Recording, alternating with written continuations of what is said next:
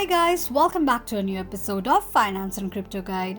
Today in this video, I'm going to show you how you can reset your Electrum Wallet's account by seed. Keep watching the video till the end.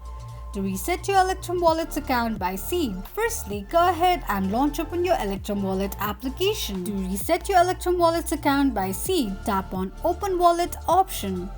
Click on Open or Click Wallet option. On the next page, tap on Create Wallet on the bottom of the page. Enter your wallet's name and tap on Next. Select your wallet type and click on Next once again. Now all you need to do is tap on I already have a seed option. Enter a seed associated with your Electrum Wallet's account. On the next page, you'll need to create a new password for your Electrum Wallet's account. Confirm your new password by re-entering it and then tap on Finish.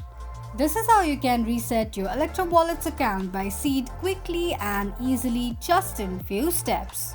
If you have any thoughts or queries, let us know in the comments section. Don't forget to subscribe to our channel. Also press the notification bell icon so that YouTube will notify you whenever we post a new video. I hope this video was helpful to you. Thank you so much for watching.